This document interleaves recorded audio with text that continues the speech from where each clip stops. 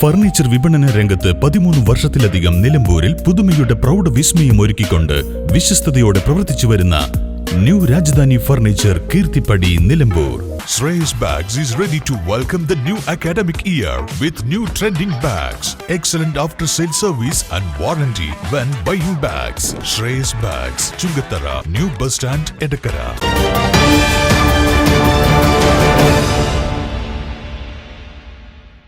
മുഖ്യമന്ത്രിയുടെ മലപ്പുറം പരാമർശം സംഘപരിവാർ അജണ്ടയായിരുന്നുവെന്ന PV അൻവറിന്റെ ആരോപണവും പ്രതിപക്ഷ നേതാവ് ആവർത്തിച്ചു. CPIM നേതാക്കൾ മലപ്പുറത്തെ ന്യൂനപക്ഷ വിരുദ്ധ പ്രസ്താവനകളിലൂടെ അപമാനിച്ചുവെന്ന ആരോപണവും പ്രതിപക്ഷ നേതാവ് ഉന്നയിച്ചു. CPIM നേതാവ് A വിജയരാഘവനും മലപ്പുറത്തെ അപമാനിച്ചു. മലപ്പുറത്തെ തീവ്രവാദികളുടെ നാടായി CPIM ചിത്രീകരിച്ചുവെന്നും പ്രതിപക്ഷ നേതാവ് VD സതീശൻ. സമരം ചെയ്യുന്ന ആശാവർക്കർമാരോടും സംസ്ഥാനത്തെ മുഴുവൻ ആശാപ്രവർത്തകരോടും സർക്കാർ വീണ്ടും ക്രൂരത കാണിക്കുകയാണ്.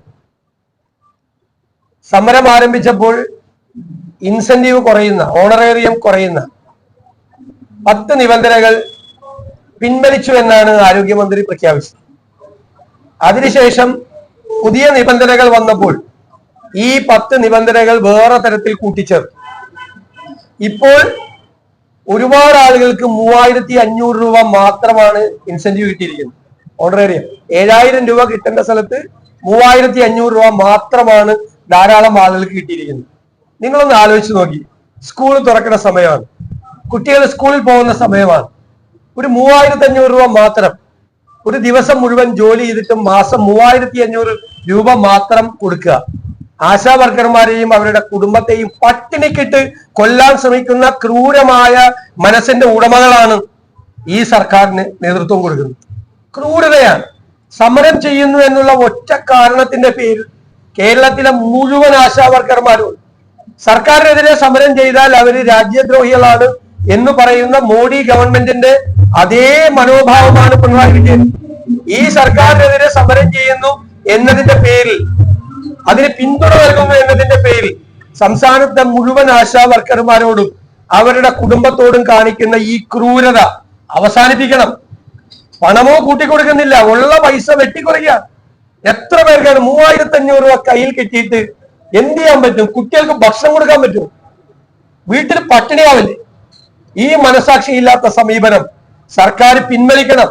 നിങ്ങൾക്ക് എന്താണ് സമരം ചെയ്യുന്നവരോട് ഇത്ര അസഹിഷ്ണുത? നിങ്ങൾ കമ്മ്യൂണിസ്റ്റ് പാർട്ടിയല്ലേ?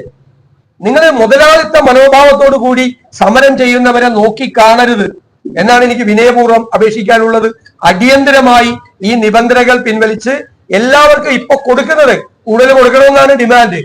ആ കൂടുതൽ കൊടുക്കണമെന്നുള്ള ഡിമാൻഡ് വരുമ്പോൾ ഉള്ളത് പോലും കൊടുക്കാത്ത സ്ഥിതിയാണ് സംസ്ഥാനത്തുള്ളത്.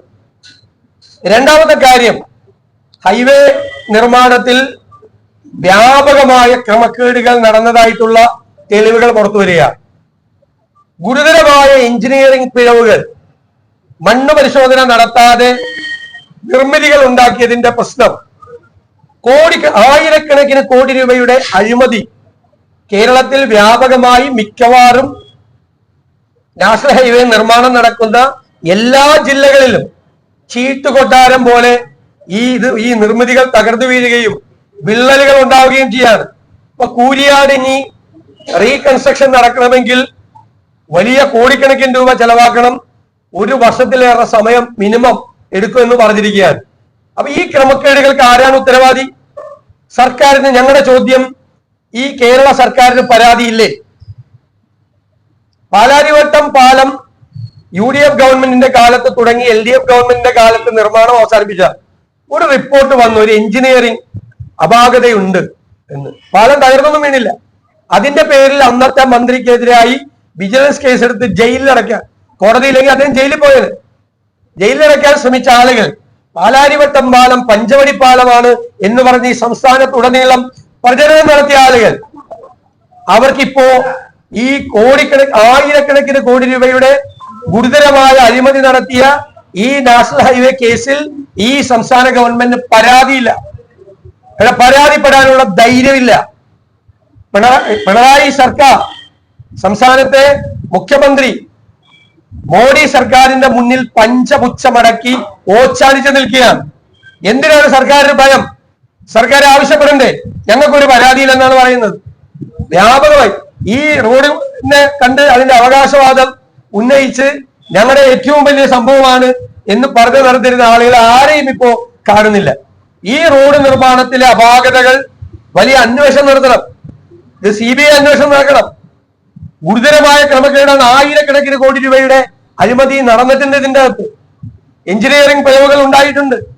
വിദഗ്ധരായ ആളുകളെ കൊണ്ട് അന്വേഷിപ്പിക്കുന്നതോടൊപ്പം തന്നെ ഇതിന്റെ പുറകിൽ നടന്നിരിക്കുന്ന അഴിമതിയെ കുറിച്ച് അന്വേഷിക്കണം. ഈ കൺസ്ട്രക്ഷൻ കമ്പനികളുമായി ആരൊക്കെയാണ് ബന്ധപ്പെട്ടിരിക്കുന്നത്, ആരൊക്കെയാണ് ഇവർക്ക് ഫേവറുകൾ ചെയ്തു കൊടുത്തിരിക്കുന്നത്, അതിൽ സംസ്ഥാന ഗവൺമെന്റിലെ ചില ആളുകളും ഉണ്ട് എന്നതിന്റെ സൂചനകൾ ഞങ്ങൾക്ക് കിട്ടിയിട്ടുണ്ട്.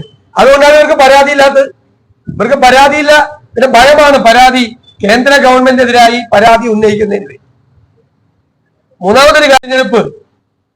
ഇപ്പോ നമുക്ക് എല്ലാവർക്കും അറിയാം, മലപ്പുറം ജില്ലയിലാണ് നിലം. മലപ്പുറം ജില്ലയെ കുറിച്ച് ഗുരുതരമായ ആരോപണങ്ങൾ ഉന്നയിച്ചിട്ടുള്ള ആളാണ് മുഖ്യമന്ത്രി പിണറായി വിജയൻ.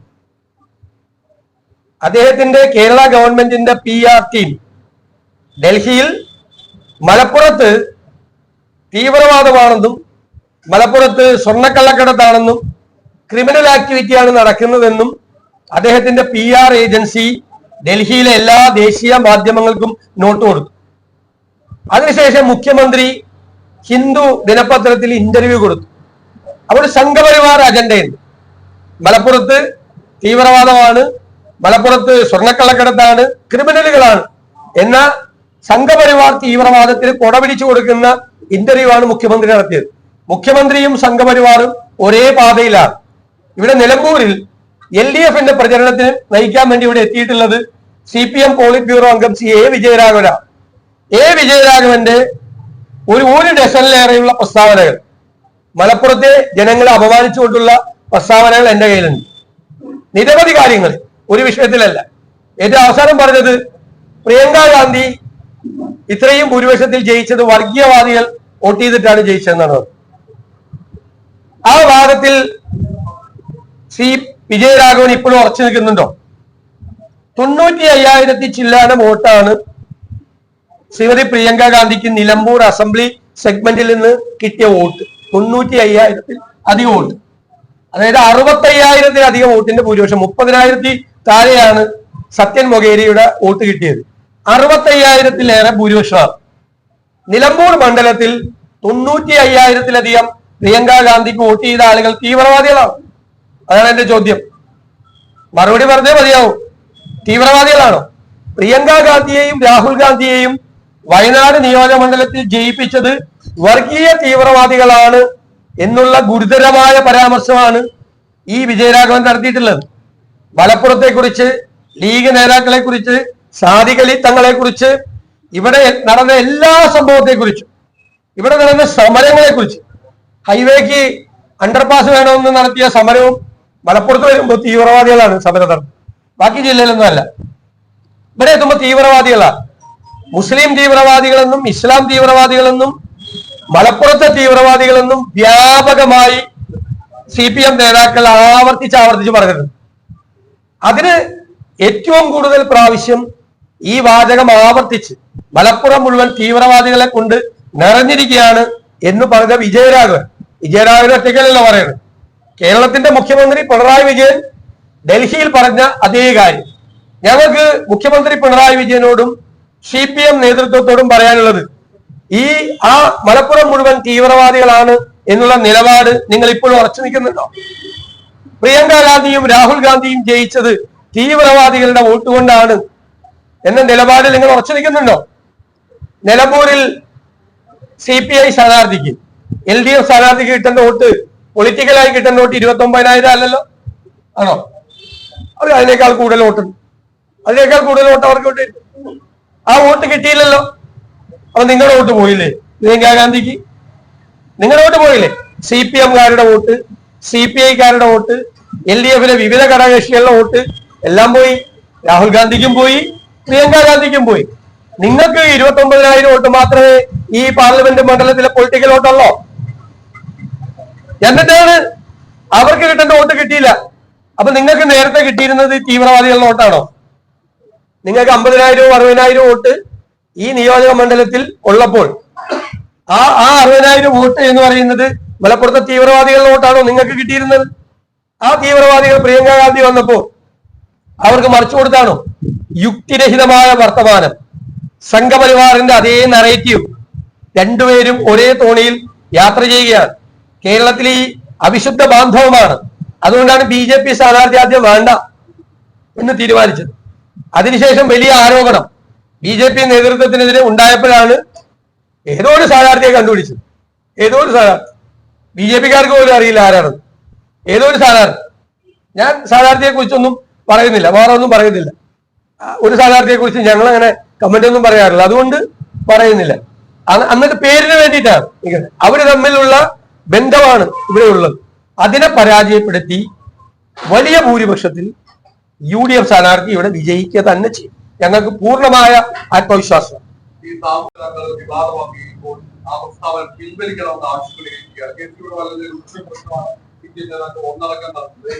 അവർക്ക് വേറെ വിഷയമൊന്നും ഇല്ലാത്തതുകൊണ്ടാണ്. വേറെ വിഷയമൊന്നുമില്ല. എന്താ കേസി വേണുഗോപാൽ പ്രസംഗിച്ച് നിങ്ങളെല്ലാം കേട്ടതല്ലേ? ഏതെങ്കിലും മാധ്യമങ്ങൾ അത് വിവാദമാക്കിയ അദ്ദേഹം പറഞ്ഞെന്താ, പെൻഷൻ കൊടുക്കാതെ ഇങ്ങനെ വെച്ചോണ്ട് കഴിഞ്ഞ തെരഞ്ഞെടുപ്പിലും കണ്ടാണ് 6-7 മാസത്തെ പെൻഷൻ കുടിശ്ശിക വരും. എന്നിട്ട് തെരഞ്ഞെടുപ്പ് എടുക്കുമ്പോ ഈ എല്ലാ വീടുകളിലും ഈ പൈസ സൂക്ഷിച്ചു വെച്ചിട്ട് തെരഞ്ഞെടുപ്പ് എടുക്കുമ്പോൾ കൊണ്ടുപോയി ഒരുമിച്ച് കൊണ്ടുപോകും. അതൊരു ശരിയായ രീതിയാണോ? അതൊരു ശരിയായ രീതിയാണോ? അതാണ് കേസി വേണുഗോപാൽ ചോദിച്ചത്. ഞങ്ങൾ അതിൽ ഉറച്ചു നിൽക്കുന്നു. ഞാൻ ചോദിക്കട്ടെ, അത് ശരിയാണോ? ഇപ്പോഴും ആ പരിപാടി തുടങ്ങുക. ഇപ്പൊ പെൻഷൻ ഇത് വരും. ഈ ഇലക്ഷൻ കഴിഞ്ഞാൽ പെൻഷൻ കുടിശ്ശിക വരും.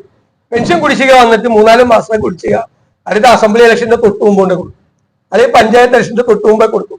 അപ്പൊ വീട്ടിൽ പൈസ എത്തിയെന്നുള്ള ഇത് ആളുകളെ കബളിപ്പിക്കല്ലേ? അതാണ് കേസി വേണുഗോപാൽ കൃത്യമായിട്ട് ചോദിച്ചത്. അങ്ങനെയൊന്നും അല്ലല്ലോ അദ്ദേഹം പറഞ്ഞത്. എന്താണ് നിങ്ങൾ കേട്ടല്ലോ? അദ്ദേഹം പറഞ്ഞത് ഇതാണ്, അതിന്റെ സാരാംശം ഇതാണ്. അദ്ദേഹം വളരെ ക്ലിയർ ആയിട്ട് പറഞ്ഞു, ആളുകളെ കളിപ്പിക്കുകയാണ്, ആളുകളെ കബളിപ്പിക്കുകയാണ്. അതാണ് ആ പറഞ്ഞതിന്റെ അർത്ഥം. അതിൽ ഞങ്ങൾ ഉറച്ചു നിൽക്കുന്നു, ഒരു പിൻവലിക്കലില്ല. തീർച്ചയായിട്ടും അങ്ങനെയല്ലേ, കബളിപ്പിക്കല്ലേ? അവർക്ക് കൊടുക്കേണ്ട പൈസ കൊടുക്കൂല 3-4 മാസം. ഇലക്ഷൻ ആകുമ്പോഴേ വീട്ടിൽ കൊണ്ടേ കൊടുക്കാം എല്ലാവരും ഒരുമിച്ച്. ഇത് സ്ഥിരം പരിപാടിയാണ് CPM-ന്റെ. ഉറപ്പായിട്ട് പോകും. അതെന്താണെന്നറിയോ? നമുക്കിപ്പോ ഞാൻ പറയാം, അതിന്റെ അകത്തൊരു ബുദ്ധിമുട്ട് പറയാം. നമ്മൾ പെൻഷൻ ആളുകൾക്ക് ഇങ്ങനെ ഒരുമിച്ച് കൊണ്ടേ കൊടുക്കുമ്പോ നമ്മളെങ്ങനെയാ അതിനെ എതിർക്കുന്നത്? അവർക്ക് ആ വീട്ടില് അവർക്ക് കിട്ടാനുള്ള തുക കിട്ടിയതിന് നമ്മൾ എതിർക്കണ എങ്ങനെ? ഇലക്ഷൻ ആയതുകൊണ്ട് കൊടുത്തു എന്ന് പറഞ്ഞ് നിങ്ങൾ കൊടുക്കരുത് എന്ന് പറയാൻ പറ്റും. പാവപ്പെട്ട ഒരു പട്ടിണിയും പരിവട്ടവും ഇതിനു വേണ്ടി കാത്തു നിൽക്കുക.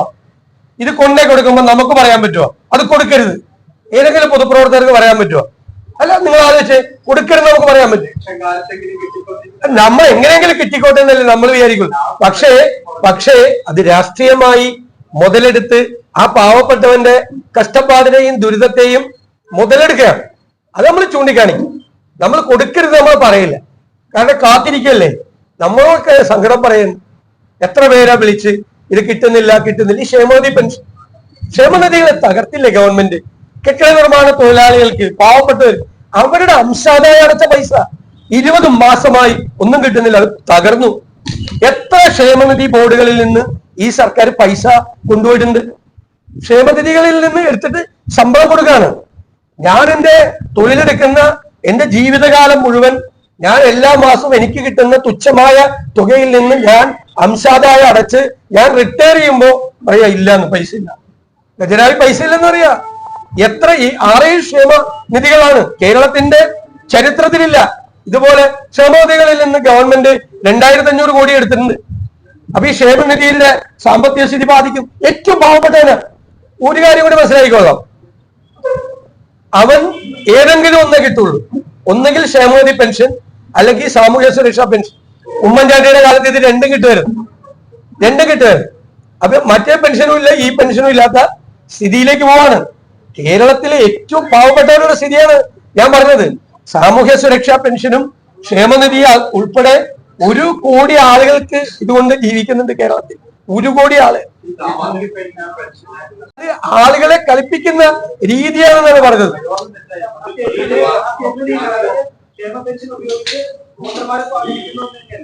തീർച്ചയായിട്ടും സ്വാധീനിക്കുന്നെന്ന് പറഞ്ഞാൽ അവർക്ക് കിട്ടേണ്ട പൈസയാണ്. പക്ഷെ അത് ഞാൻ പറഞ്ഞില്ലേ, നമുക്ക് ഒരാള് ഒരു കടം തരാനുണ്ട്, കുറെ പൈസ എന്ത് ചെയ്തിട്ടും തരുന്നില്ല. അപ്പൊ അവർക്കൊരു ആവശ്യം വരുമ്പോ നമുക്ക് തൊട്ട് പെട്ടെന്ന് ഒന്ന് തരുവാണ്, നമുക്ക് ഒന്ന് തരും. അപ്പൊ തരുമ്പോ നമുക്ക് അവരോടൊരു ഇത് വരില്ല, ഓ തന്നല്ല എന്ന്, അത്രേ ഉള്ളു. അതായത് അതൊരു കാപട്യമാണ്, കബളിപ്പിക്കലാണ്, പാവപ്പെട്ടവന്റെ ഒരു ദൈന്യതയെ മുതലെടുക്കുകയാണ്. അതാണ് ആ സ്റ്റേറ്റ്മെന്റിൽ പറഞ്ഞേക്കണ. എത്രയോ കാര്യങ്ങൾ ചെയ്തിട്ടില്ല. മുഖ്യമന്ത്രി ഇവിടെ വെച്ച് പറയല്ലോ, കേരളത്തിൽ ധനപ്രതിസന്ധി ഇല്ല, ഇവിടെ എല്ലാം ഓക്കെയാണ്. ധനപ്രതിസന്ധി ഉണ്ടെന്ന് പറയുന്ന പ്രതിപക്ഷ നേതാവ് വികസന വിരുദ്ധനാണ് എന്ന് പറഞ്ഞല്ലോ.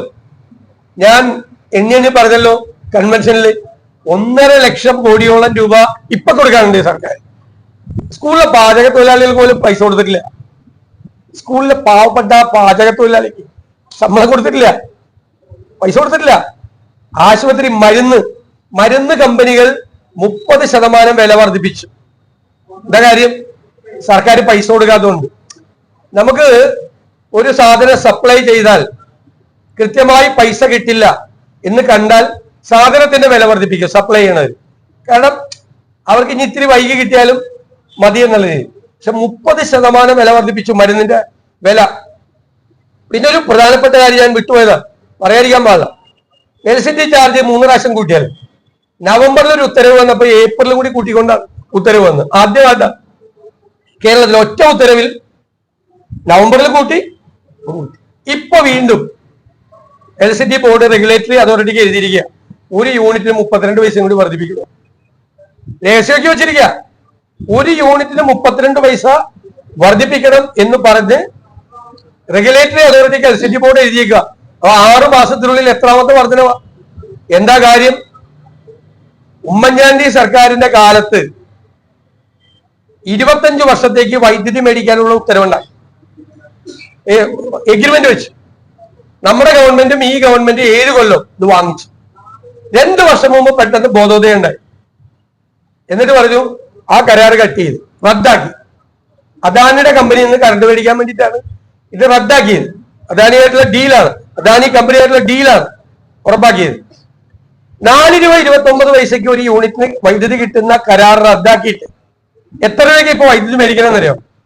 8 രൂപ മുതൽ 12 രൂപ വരെ. വൈദ്യുതി ബോർഡിന് ഒരു ദിവസത്തെ ആവറേജ് കടം 20 കോടി വെച്ച് വരുവാണ്. അത് തന്നെ ഇപ്പൊ തന്നെ 1000 കോടി 2000 കോടിയിലേക്ക് കടക്കുകയാണ്. 1000 കോടിയിൽ നിന്ന് 2000 കോടിയിലേക്ക് കടക്കുകയാണ്. ഈ കരാർ റദ്ദാക്കിയത് കൊണ്ട് മാത്രം.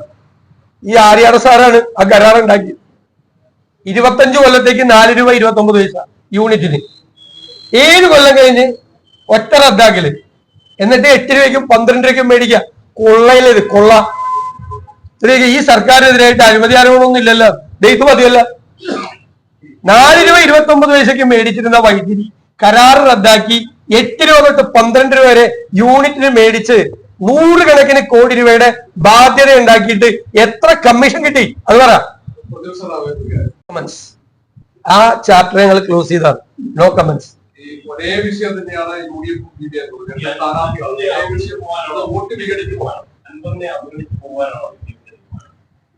ഞങ്ങൾ പറഞ്ഞല്ലോ, ഇനി നോ മോർ കമന്റ്സ്.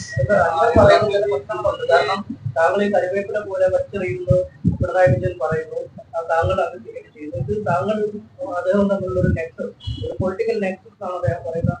ഇത് പരസ്പരം അറിഞ്ഞുള്ള ഇടപാടുകളാണെന്നാണ് ആരോപിച്ചത്. അതിന് താങ്കൾക്ക് ഉത്തരം പറയേണ്ട ഒരു ആവശ്യമില്ല. UDF തീരുമാനമാണ്, യുനാനിമസ് ആയിട്ടുള്ള തീരുമാനമാണ് UDF ചെയർമാൻ എന്ന നിലയിൽ ഞാൻ പ്രഖ്യാപിച്ചത്.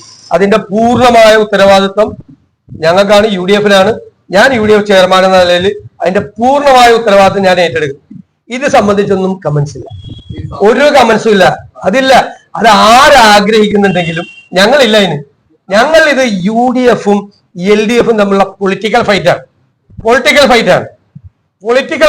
UDF-ഉം LDF-ഉം തമ്മിലുള്ള പൊളിറ്റിക്കൽ ഫൈറ്റാണ്. അതിന്റെ അപ്പുറത്തേക്ക് കൊണ്ടുവരാൻ ആരും ശ്രമിക്കണ്ട. ആര് വിചാരിച്ചാലും അതിന്റെ അപ്പുറത്തോട്ട് ഞങ്ങൾ പോവില്ല. ഞങ്ങൾ ഇത് രാഷ്ട്രീയ പോരാട്ടം തന്നെയാണ്.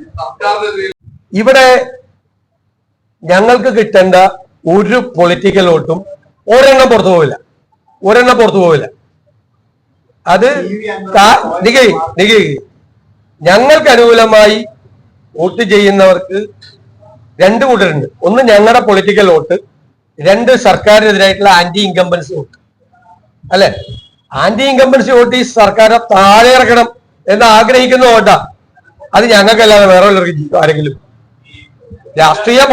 രാഷ്ട്രീയ ബോധ്യത്തോടു കൂടിയല്ലേ ആന്റി ഇൻകംബൻസി എന്ന സർക്കാരിനോടുള്ള പ്രതിഷേധം, ആ ദേഷ്യം അല്ലെ, അത് വേറെ ആർക്കെങ്കിലും കൊണ്ടേ ചെയ്യാൻ പറ്റുമോ? അത് ചെയ്യേണ്ടത് UDF-നല്ലേ. ഈ വേറെ ഒന്നാമത്തെ ഇവിടെ ഈ BJP പോലും ഇറലവന്റ് ആണ്. BJP പോലും മത്സര രംഗത്തില്ല, ഇറലവന്റ് ആണ്. അപ്പോ UDF-ഉം LDF-ഉം തമ്മിൽ ഒരു പൊളിറ്റിക്കൽ ഫൈറ്റ് നടക്കുമ്പോൾ ഈ സർക്കാരിനെതിരായിട്ടുള്ള പ്രതിഷേധത്തിന്റെ വോട്ട് LDF-ന് UDF-നല്ലാതെ, LDF-നെതിരായ വോട്ട് UDF-നല്ലാതെ ആരെങ്കിലും ചെയ്യോ? അത്ര രാഷ്ട്രീയ പ്രബുദ്ധത ഇല്ലാത്തവരാണോ നിലമ്പൂരിലെ വോട്ടർമാർ? നല്ല നമ്മളെക്കാളും എല്ലാവരും പൊളിറ്റിക്കലി കോൺഷ്യസ് ആയിട്ടുള്ള ആളാണ്. അവർക്ക് അറിയാം എവിടെ വോട്ട് ചെയ്യേണ്ടത്. നിങ്ങൾ ഭൂരിപക്ഷം കാണുമ്പോൾ നോക്കിയോ. അപ്പൊ എല്ലാ സംശയം വിമർശിക്കുന്നില്ലേ? UDF-ൽ ഇല്ലാത്ത ആളുകൾ വിമർശിക്കുന്നില്ലേ? UDF-ന്റെ പുറത്ത് നിൽക്കുന്ന ആളുകൾ വിമർശിക്കുന്നില്ലേ? സാമൂഹ്യ LDF-ന്റെ അകത്ത് നിൽക്കുന്ന ആളുകൾ വിമർശിച്ചില്ലേ? ഇപ്പൊ ഞാൻ ആശാ സമരത്തെ കുറിച്ച് പറഞ്ഞു. സംഗീത അക്കാദമി ചെയർമാനിലെ, സാഹിത്യ അക്കാദമി ചെയർമാനിലെ സച്ചിദാനന്ദ സാർ, സച്ചിൻ സാറ് ഒരു ഇടത് സഹയാത്രികനായി അറിയപ്പെട്ടിരുന്ന ആളല്ലേ. അവരുടെ ഒരു കോർപ്പറേഷന്റെ ചെയർമാൻ, അദ്ദേഹം എന്താ പറഞ്ഞത്? ഞങ്ങളുടെ അഭിപ്രായമല്ലേ പറഞ്ഞു അല്ലെ? എത്ര പേരാണ് ഈ ഇടതുപക്ഷത്തിന്റെ ഫെല്ലോ ട്രാവലേഴ്സ് എന്ന് പറയുന്ന സഹയാത്രികരായിട്ടുള്ള ആളുകളെല്ലാം ഈ സർക്കാരിനെതിരാണ്, എല്ലാവരും എതിരാണ്. എല്ലാ നിയോജക മണ്ഡലങ്ങളിലും 4,500 വോട്ട് ഇടതുപക്ഷത്തിന്റെ സഹയാത്രികർക്ക്. അവർ സാധാരണഗതിയിൽ ലെഫ്റ്റിനെ വോട്ട് ചെയ്യുള്ളൂ. പക്ഷെ ഇപ്പൊ അവർ കടുത്ത പ്രതിഷേധത്തിലാണ്. അവരുടെ വോട്ട് ഞങ്ങൾക്ക് കിട്ടും. ഞങ്ങൾക്കത് പാലക്കാട് കിട്ടി, പാലക്കാട് ഞങ്ങൾക്കത് കിട്ടി. നിങ്ങൾ ഈ പറയുന്നതൊക്കെ ഞങ്ങൾക്ക് കിട്ടി, പാലക്കാട് കിട്ടി, ഞങ്ങൾക്ക് കിട്ടി ആ വോട്ട്. കൊടുത്തിരിക്കുകയാണ് ആ സമരത്തിന്. ആ സമരത്തിന്റെ കൂടെ ഞങ്ങളുണ്ട്. ഞങ്ങൾ ആ സമരത്തെ ഇലക്ഷൻ ആയതുകൊണ്ടാണ് 18-ാം തീയതി അവിടെ വലിയ സമ്മേളനം വെച്ചിട്ടുണ്ട്. അതിലൊക്കെ ഞങ്ങളെല്ലാവരും പങ്കെടുക്കും. ഞങ്ങൾ പൂർണ്ണമായ പിന്തുണ ആ സമരത്തിനുണ്ടാവും. എന്നിട്ട് ഞങ്ങളുടെ പഞ്ചായത്തുകൾ, UDF ഭരിക്കുന്ന പഞ്ചായത്തുകൾ അവരുടെ ഇൻസെന്റീവ് കൊടുക്കാൻ തീരുമാനിച്ചു. അതിന് പാരവയ്ക്കാണ് ഇപ്പൊ ഗവൺമെന്റ്. അവർക്ക് ഒരു പൈസ പോലും കിട്ടരുതെന്ന്. ഞങ്ങളുടെ പഞ്ചായത്തുകൾ അവർക്ക് പൈസ കൊടുക്കാൻ തീരുമാനിച്ചാൽ ഇവർക്ക് എന്താ? അതിനെ വരെ തടസ്സപ്പെടുത്തുകയാണ്. എന്നിട്ട് ഇപ്പോ 7,000 കിട്ടിയിരുന്നത് 3,500 ആക്കി പട്ടിണിക്കിട്ട് കൊല്ലാൻ നോക്കുക. കേരളത്തിന്റെ ചരിത്രത്തിൽ ഒരു ഗവൺമെന്റും സമരം ചെയ്ത ഈ പാവപ്പെട്ട സ്ത്രീകളോട് ഇതുപോലെ ക്രൂരമായി പെരുമാറിയിട്ടില്ല. മുതലാളിമാര് പോലും, നമ്മുടെ സിനിമയിൽ പഴയ മുതലാളിമാരെന്നല്ല, സിനിമയിൽ കാണുന്ന ഒരു 30-40 വർഷം മുമ്പ് സിനിമയിൽ കാണുന്ന മുതലാളിമാര് പോലും ഇതുപോലെ പെരുമാറിയിട്ടില്ല. അതേപോലെ മുതലാളിത്ത മനോഭാവം സർക്കാരിന്. തീവ്ര വലതുപക്ഷ സർക്കാരാണ് ഇത് ലെഫ്റ്റ് അല്ല, തീവ്ര വലതുപക്ഷ സർക്കാർ. അതുകൊണ്ട് ഇടതുപക്ഷ മനസ്സുള്ള ഒരാളും ഇവരുടെ സ്ഥാനാർത്ഥിക്ക് ഇവിടെ വോട്ട് ചെയ്യില്ല, ഒരു സംശയമില്ല.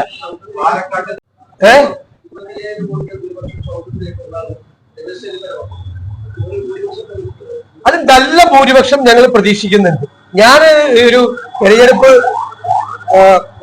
കാര്യങ്ങൾ നോക്കുന്ന ഒരാളെന്ന നിലയിൽ ഞാനതൊരു അവസാന ഘട്ടത്തിൽ പറയാം. അദ്ദേഹത്തിന്റെ ഒരു അസസ്മെന്റ് പറഞ്ഞ നമുക്കൊരു പ്രാഥമികമായ വിലയിരുത്തൽ നടത്തിയിട്ട് പറഞ്ഞതാണ്. ഞാനിപ്പോ അത് പറയുന്നില്ല. ഞാനത് കുറച്ചുകൂടി ഒന്നും കൂടി നോക്കി താഴെ നിന്നുള്ള ഫീഡ്ബാക്ക് കിട്ടി. നമുക്ക് അറിയാല്ല, ഇതുവരെ തെറ്റിയിട്ടില്ല എന്ന് അറിയാല്ല. തെറ്റിയിട്ടുണ്ടാ ഏതെങ്കിലും ബൈ ഇലക്ഷൻ തെറ്റിയിട്ടുണ്ടാ? അപ്പൊ എന്നോട് ചോദിച്ചില്ല എല്ലാരും. ഞാൻ രാവിലെ കയറി ഇത് പറയണോ? അതൊക്കെ പറയേണ്ട സമയം അല്ല, അതൊക്കെ പറയേണ്ട സമയത്ത് ഞാൻ നേരത്തെ പറഞ്ഞതിന്റെ അർത്ഥം നിങ്ങൾക്ക് മനസ്സിലായില്ല. ഞാൻ നേരത്തെ പറഞ്ഞത് ക്ലിയർ അല്ലേ? പറഞ്ഞത് I made A clear statement. എന്താ പറഞ്ഞത്? ഇപ്പൊ എടുത്ത നിങ്ങൾ കുറെ എന്റെ എന്തെങ്കിലും കിട്ടുമെന്ന് നോക്കിയിട്ട് ചോദ്യം, ഒരു 10-20 ചോദ്യം ചോദിച്ചല്ലോ. അതിന് ഞാനൊരു മറുപടി പറഞ്ഞല്ലോ. UDF ഒരുമിച്ചെടുത്ത തീരുമാനമാണ്. UDF ചെയർമാൻ എന്ന നിലയിൽ ഞാൻ പറഞ്ഞു. എങ്കിലും അതിന്റെ പൂർണ്ണമായ ഉത്തരവാദിത്വം എനിക്കാണ് എന്ന് പറഞ്ഞല്ലോ. അപ്പൊ ഏതെല്ലാം സമയത്ത് ഉത്തരവാദിത്വം ഏറ്റെടുക്കേണ്ടി വന്നു? ആ ഘട്ടത്തിൽ ഒരു ഘട്ടമുണ്ട് ഇതൊക്കെ പറയുന്നത്. ആ ഘട്ടത്തിൽ പറഞ്ഞോളാം. ഇപ്പൊ ഞാൻ വന്ന് രാവിലെ വന്ന് അങ്ങനെ പറയാൻ പാടില്ലല്ലോ. കാരണം അത്ര ഭയങ്കര ടീം വർക്കാണ്. നിങ്ങൾ കണ്ടോണ്ടിരിക്കല്ലേ ഇവിടെ നടക്കുന്ന ടീം വർക്ക് എന്താണ്? നിങ്ങൾ ഏതെങ്കിലും കാലത്ത് കണ്ടിട്ടുണ്ടോ UDF-ന്റെ ഇതുപോലത്തെ വർക്ക് എന്ന് പറയുന്നത്? ഏതെങ്കിലും കാലത്ത് നിങ്ങൾ അതിനെക്കുറിച്ച് ഒന്നും പറയാറില്ല. നിങ്ങള് ഇതിൽ കുറെ പേര് എന്തെങ്കിലും വീണ് കിട്ടിയിട്ട് അതിനെ ആയുധമാക്കാൻ നോക്കുക. കഴിഞ്ഞ പ്രാവശ്യം കഴിഞ്ഞ ദിവസം തങ്ങൾ പങ്കെടുത്തില്ല. ഹജ്ജിന് പോയ തങ്ങളെങ്ങനെ UDF യോഗം ബഹിഷ്കരിക്കണത്? ഹജ്ജിന് പോയ ആള് UDF യോഗം ബഹിഷ്കരിച്ചെന്ന് വാർത്ത കൊടുത്ത ആളല്ലേ നിങ്ങൾ? അതെന്തിനാ അങ്ങനെ പിറ്റേ ദിവസം അല്ലല്ല, അതിനു മുമ്പേ പോസ്റ്റർ ഇറക്കിയല്ലോ, ന്യൂസും പോയല്ലോ. പിറ്റേ ദിവസത്തെ പര്യടന പരിപാടി ഉദ്ഘാടനം ചെയ്യുന്നത് അബ്ബാസ് അലി തങ്ങളാണെന്ന് അത് മറച്ചു വെച്ചു. ഇതൊക്കെ നിങ്ങൾ വാർത്ത ഉണ്ടാക്കാൻ പോവാണ്. ഏറ്റവും മുഖ്യമന്ത്രി വന്ന് പങ്കെടുത്തതിനേക്കാൾ മഹത്തായ ഒരു കൺവെൻഷനാണ് അവിടെ നടന്നത്. നിങ്ങൾ കണ്ടാണ് അവിടെ എന്തായിരുന്നു എന്റെ വൈബം നിങ്ങൾ കണ്ട. ഇതുവരെ ഞാൻ എന്റെ രാഷ്ട്രീയ ജീവിതത്തിൽ ഇതുവരെ ഇത്രയും വലിയൊരു തെരഞ്ഞെടുപ്പ് കൺവെൻഷൻ ഇത്രയും വൈബുള്ള ആൾക്കൂട്ടം മാത്രമല്ല, ഇത്രയും വൈബുള്ള ഒരു തെരഞ്ഞെടുപ്പ് കൺവെൻഷൻ കണ്ടിട്ടില്ല. ഞാൻ അന്തം വിട്ട് നിൽക്കായിരുന്നു സ്റ്റേജിൽ ഇത് കണ്ടിട്ട്. എന്റെ ജീവിതത്തിലെ ആദ്യത്തെ രാഷ്ട്രീയ അനുഭവം. ഞാൻ എല്ലാ ഉപതെരഞ്ഞെടുപ്പിലും അല്ലാത്തതിനൊക്കെ പോകുന്ന ആളല്ലേ. എത്ര വർഷമായി ഞങ്ങൾ നിൽക്കുന്നു. ആ കൺവെൻഷന്റെ ഒരു ശോഭ കെടുത്താൻ വേണ്ടിയിട്ട് മനഃപൂർവ്വമായി ഉണ്ടാക്കിയ ഒരു വാർത്തയാണ് തങ്ങൾ കുടുംബം ബഹിഷ്കരിച്ചു. അല്ലെ? നിങ്ങൾക്ക് അറിയാമല്ലോ, തങ്ങൾ കുടുംബം ബഹിഷ്കരിച്ചാൽ ഈ കുഞ്ഞാലിക്കുട്ടി സാഹിബ് അടക്കമുള്ള ഒരാളും ആ വേദിയിൽ ഉണ്ടാവില്ല. അത് അറിയാനുള്ള സാമാന്യ ബുദ്ധി ഈ റിപ്പോർട്ട് ചെയ്തവർക്കില്ലേ? തങ്ങൾ കുടുംബം ഈ കൺവെൻഷനും ഈ തെരഞ്ഞെടുപ്പും ബഹിഷ്കരിച്ചാൽ കുഞ്ഞാലിക്കുട്ടി സാഹിബ് തുടങ്ങിയുള്ള ഏതെങ്കിലും ഒരു മുസ്ലിം ലീഗുകാരൻ ആ ഓഡിറ്റോറിയത്തിലോ ആ സ്റ്റേജിലോ ഉണ്ടാവോ? അപ്പൊ നിങ്ങളുടെ കാപട്യമാണത്. നിങ്ങൾ ആർക്ക് വേണ്ടിയിട്ടാണ് ഇത് ചെയ്യുന്നത്? എല്ലാവരും അല്ല, ഞാൻ എല്ലാവരെയും പൊതുവൽക്കരിച്ച് പറയില്ല, നിങ്ങളെ തെറ്റിദ്ധരിക്കണ്ട. അന്ന് എനിക്ക് തോന്നി ഇത് എന്താണ് നിങ്ങൾ ഇത് ചെയ്യുന്നത്? കാരണം അതിനെ കുറിച്ചുള്ള വാർത്തകൾ വരരുത്. ആ കൺവെൻഷനും ആ കൺവെൻഷനിൽ ഒരു ഐക്യവും അതിനെക്കുറിച്ചുള്ള ഒരു വാർത്ത മനഃപൂർവ്വം വരാതിരിക്കാൻ ഞങ്ങൾ ഇനി ഇത് പറഞ്ഞുകൊണ്ടിരിക്കും. നിങ്ങൾ ആര് ഇതുപോലത്തെ വാർത്തകൾ കൊടുത്താലും അവരെ പേരെടുത്ത് പറയും, ആരാ കൊടുത്തെന്ന് പറയും, പേരെടുത്ത് പറയും. കാരണം മനഃപൂർവ്വമായിട്ട് കുറച്ച് ആളുകൾ ഇറങ്ങിയിരിക്കുക. ഞങ്ങളിത് പാലക്കാട് കണ്ടതാണ് ആദ്യത്തെ ഒരാഴ്ച ഇതുപോലെ. എനിക്കിതിനകത്ത് വിഷമമൊന്നുമില്ല. നിങ്ങളിപ്പോ കുറിച്ച് ആരോപണങ്ങൾ ഉന്നയിക്കുന്നു, പറയുന്നു. ഞാന് പരസ്യത്തിന് ഞങ്ങൾക്ക് കൊടുക്കാൻ കാശില്ല, പരസ്യം അല്ലാതെ കൊടുക്കാൻ ഞങ്ങളുടെ കയ്യിൽ പൈസ ഇല്ല. പക്ഷെ എനിക്ക് നല്ല ഫ്രീ എയർ ടൈം കിട്ടുന്നുണ്ട്. എത്ര പ്രാവശ്യം എന്റെ പേര് പറയണം. ഞാൻ ഭയങ്കര സന്തോഷവാനാ. ഇത്ര ഫ്രീ ആയിട്ട് എനിക്ക് ഇത്ര എയർ ടൈം ഫ്രീ ആയിട്ട് കിട്ടുവാണ്, ഒരു കാശ് മുടക്കാതെ. മുഴുവൻ സമയം പറയുന്നുണ്ട്. ഇത് പാലക്കാട് കിട്ടിയതാണ്. ഒന്നും സംഭവിച്ചില്ലല്ലോ പാലക്കാട്, ഒന്നും സംഭവിച്ചില്ലല്ലോ. ഞങ്ങൾ പറഞ്ഞെടുത്തല്ലേ ചെന്ന് നിന്ന്. അതുകൊണ്ട് ഒരു സാമാന്യ യുക്തിക്ക് ഞങ്ങൾക്കെതിരെ വാർത്ത കൊടുത്തോ, അതൊക്കെ ഉണ്ടാവും. വാർത്ത ഞങ്ങൾക്കെതിരെ കൊടുത്തു. പക്ഷെ കൊടുക്കുന്ന വാർത്തയുടെ ഒരു ഔചിത്യം എങ്കിലും ഒന്ന് പരിശോധിച്ചിട്ട് കൊടുക്കണം എന്നുള്ളൊരു വിനീതമായ അഭ്യർത്ഥന. ഇനി മാധ്യമപ്രവർത്തകർക്കെതിരെ പൊട്ടിത്തെറിച്ചു എന്ന് പറഞ്ഞിട്ട് വാർത്ത കൊടുക്കരുത്. വിനീതമായ അഭ്യർത്ഥന. കോണറിൽ നിന്ന് ആരാ? അല്ലല്ല, മലപ്പുറത്തെ VS അച്യുതാനന്ദൻ എന്താ പറഞ്ഞത്? കോപ്പി അടിച്ചിട്ടാണ് ഇവിടുത്തെ പിള്ളേർ ജയിക്കുന്നതെന്ന് അന്ന് ഇല്ലേ? പിന്നെ മലപ്പുറത്തെ ഇപ്പൊ കോണർ ചെയ്യാൻ നോക്കിയത് ആരൊക്കെയാണ്? ഞാൻ കുറെ സ്റ്റേറ്റ്മെന്റ് വായിക്കട്ടെ നിങ്ങളോട്. ഞാനത് പറയേണ്ടെന്ന് വിചാരിച്ചിരുന്നതാണ്. മലപ്പുറത്തിന്റെ ഉള്ളടക്കം വർഗീയത. കടകംപള്ളി സുരേന്ദ്രൻ 2017 കൊടുത്ത സ്റ്റേറ്റ്മെന്റാണ്. ദേശീയപാത സർവേക്കെതിരെ മലപ്പുറത്ത് സമരം ചെയ്യുന്നത് തീവ്രവാദികൾ. A. വിജയരാഘവൻ. ബാക്കിയുള്ള സ്ഥലത്തൊക്കെ ഹൈവേക്കെതിരെ സമരം ചെയ്യുന്നതൊക്കെ മിതവാദികൾ. ഇവിടെ നോക്കിയപ്പോ തീവ്രവാദികൾ. സമരക്കാർ മലപ്പുറത്തുകാർ. ആലപ്പാട് ഖനന വിരുദ്ധ സമരത്തിനെതിരെ, അതായത് മലപ്പുറത്തുകാര് ആണെന്ന് എന്റെ അർത്ഥം മനസ്സിലായി. അത് EP ജയരാജൻ. മതത്തിന്റെ പേരിൽ രാഷ്ട്രീയ പ്രവർത്തനം നടത്തുന്ന മുസ്ലിം ലീഗിന്റെ പ്രവർത്തനം സുപ്രീം കോടതി പരിശോധിക്കണം. കോടിയേരി ബാലകൃഷ്ണൻ ദേശീയപാത സമരത്തിൽ വന്നിട്ട് പറഞ്ഞാണ് മലപ്പുറത്ത് അക്രമം നടത്തിയത് രാജ്യദ്രോഹികൾ. പാണക്കാട് തങ്ങൾ യോഗി ആദിത്യനാഥിനെ പോലെ. കോടിയേരി ഏറ്റവും വലിയ വർഗീയത ന്യൂനപക്ഷ വർഗീയത. വിജയരാഘവൻ ഇവിടെ വെച്ച് പ്രസംഗിച്ചാണ്. മതമൗലിക വാദചേരിയിലാണ് മുസ്ലിം ലീഗ്. മുന്നോക്ക സംവരണത്തിനെതിരെ ലീഗ് ശ്രമിച്ചത് ധ്രുവീകരണത്തിന്. വിജയരാഘവന്റെ സംഭാവന. സാദിഖ് അലി തങ്ങളുടേത് സക്കീർ നായിക്കിന്റെ നിലപാട്. വിജയരാഘവൻ. പാലത്തായിൽ തീവ്രവാദ സംഘടനകൾ നുണ പ്രചരിപ്പിക്കുന്നു. വിജയരാഘവൻ. ദേശീയപാത വികസനം തടസ്സപ്പെടുത്തിയത് തീവ്രവാദികൾ. വിജയരാഘവൻ. ദേശീയപാത സർവേക്കെതിരായി മലപ്പുറത്ത് സമരം ചെയ്യുന്നത് തീവ്രവാദികൾ. വിജയരാഘവൻ. കോൺഗ്രസ് നേതാവ് MA ഷാനവാസ് മുസ്ലിം തീവ്രവാദി A വിജയരാഘവൻ. ഗെയിൽ സമരം പിന്നിൽ തീവ്രവാദികൾ. CAA വിരുദ്ധ സമരങ്ങളിൽ തീവ്രവാദികൾ നുഴഞ്ഞു കയറി. കേരള മുഖ്യമന്ത്രി പിണറായി വിജയൻ ഇക്കാര്യം സ്ഥിരീകരിച്ചു. നരേന്ദ്രമോദി. ഈ മലപ്പുറത്തെ കുറിച്ച് ഇത്രയും മോശമായ നിരന്തരമായ ക്യാമ്പയിൻ എത്ര വർഷമായി തുടങ്ങിയിട്ട്? CPM ആണ്. അത് മലപ്പുറത്തെ മുഴുവൻ ജനങ്ങൾക്കും അപമാനകരമാണ്. ഇവിടെ എനിക്ക് തോന്നുന്നത് ഈ സംസ്ഥാനത്ത് ഇത്രയും മതസൗഹാർദ്ദത്തോടുകൂടി ജീവിക്കുന്ന താങ്കൾ പറഞ്ഞതുപോലെ ഇത്രയും പരസ്പരം സ്നേഹിക്കുന്ന ഒരു ജനത ഒരു ജില്ലയിലും കാണില്ല. അത്രയും പരസ്പര സ്നേഹത്തോടു കൂടി ഇപ്പൊ നോക്കിയാൽ ഇപ്പൊ പെരുന്നാൾ ആഘോഷവും എല്ലാവരും ഉണ്ടാവും. ഇവരുടെയൊക്കെ വീടുകളിൽ എല്ലാ മതവിഭാഗത്തിലും പെട്ട ആളുകൾ അവര് ക്ഷണിച്ച് ഇത്രയും സന്തോഷത്തോടെ ഒരുമിച്ച് ജീവിക്കുന്ന ഒരു ജില്ലയെ ഇപ്പൊ വിദ്യാഭ്യാസ രംഗത്ത് വിപ്ലവം ഉണ്ടാക്കുകയാണ്. പെൺകുട്ടികളടക്കം ഇന്ത്യയിലെ ഏറ്റവും പ്രധാനപ്പെട്ട സർവകലാശാലകളിൽ മികച്ച ക്യാമ്പസുകളിൽ ഈ ജില്ലയിൽ നിന്നുള്ള പിന്നോക്കം നിന്നിരുന്ന വിദ്യാഭ്യാസ രംഗത്ത് പിന്നോക്കം നിന്നിരുന്ന വിദ്യാർത്ഥികൾ വരിക. അതിനെയൊക്കെ വർഗീയമാക്കി അധിക്ഷേപിച്ച ഒരു നാണം കെട്ട പ്രസ്ഥാനത്തിന്റെ ഏറ്റവും കൂടുതൽ വർഗീയ പ്രസ്താവനകൾ നടത്തിയ ആളാണ് ഇവിടുത്തെ തെരഞ്ഞെടുപ്പ് ചുമതല. മനഃപൂർവ്വം വെച്ചാണ്, മനഃപൂർവ്വമാണ് ഈ A വിജയരാഘവനെ ഇവിടുത്തെ LDFന്റെ തെരഞ്ഞെടുപ്പ് പ്രചരണ ചുമതല വെച്ചിരിക്കുന്നത്.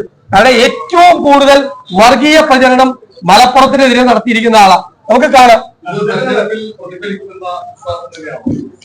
ഇവിടുത്തെ ആളുകൾക്ക് നല്ല രാഷ്ട്രീയ ബോധ്യമുള്ള ആളുകളാണ്. ഞാൻ നിങ്ങളോടൊരു വാക്ക് പറഞ്ഞു. ഞാൻ ഈ പറഞ്ഞ കാര്യങ്ങളെല്ലാം ആര്യാടൻ ഷൗക്കത്തിന്റെ വൻപിച്ച ഭൂരിപക്ഷത്തിൽ പ്രതിഫലിക്കും. കേന്ദ്ര സർക്കാരിന്റെ അനുമതി വാങ്ങിച്ച് കേരളത്തിലേക്ക് കേരളയിൽ നടത്താൻ കൊണ്ടുവന്നാലും കേരളത്തിൽ അത് നടത്താൻ സമ്മതിക്കില്ല. നടത്താൻ സമ്മതിക്കില്ല. 3 ചോദ്യം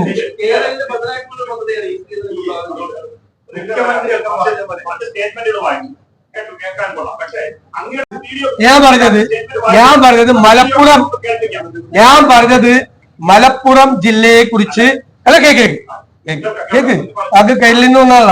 താങ്കൾക്ക് പ്രശ്നം ഉണ്ടാവും, പ്രതിഷേധം ഉണ്ടാവും. ഞാനീ പറഞ്ഞതില് ഞാൻ ഈ കേരളത്തിലെ CPM നേതാക്കൾ ഈ ജില്ലയെ കുറിച്ച് നടത്തിയ ഹീനമായ ആക്ഷേപങ്ങളുടെ പട്ടികയാണ് ഞാൻ നിരത്തിയത്. അത് ഒരെണ്ണം നിഷേധിക്കുന്നുണ്ട് ആരെങ്കിലും? ഞാൻ എന്റെ കയ്യിൽ മുഴുവൻ അതിന്റെ പേപ്പർ കട്ടിങ്സും മുഴുവൻ അതിന്റെ വോയിസ് റെക്കോർഡ്സും അത് അദ്ദേഹം അങ്ങനെയല്ല പറഞ്ഞു. എല്ലാവർക്കും അറിയാം. അദ്ദേഹം തന്നെ എക്സ്പ്ലെയിൻ ചെയ്ത അദ്ദേഹം മലപ്പുറത്തെ കുറിച്ചൊന്നും പറയുന്നില്ല.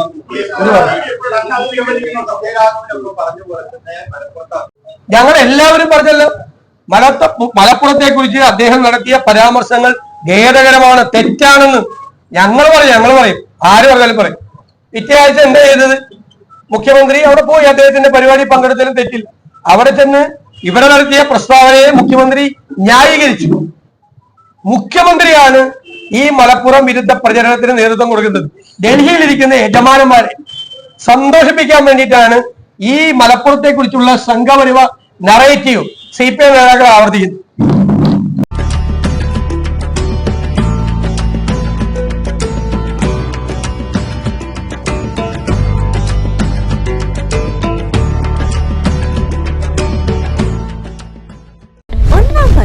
ഒന്നിച്ചൊന്നായി ആഘോഷിക്കാം. 1000 രൂപയുടെ മുകളിൽ പർച്ചേസ് ചെയ്യുന്നവരിൽ നിന്നും നറുക്കെടുപ്പിലൂടെ തിരഞ്ഞെടുക്കുന്ന 50 ഭാഗ്യശാലികൾക്ക് ഓരോ ഗോൾഡ് കോയിനുകൾ വീതം സ്വന്തമാക്കാം.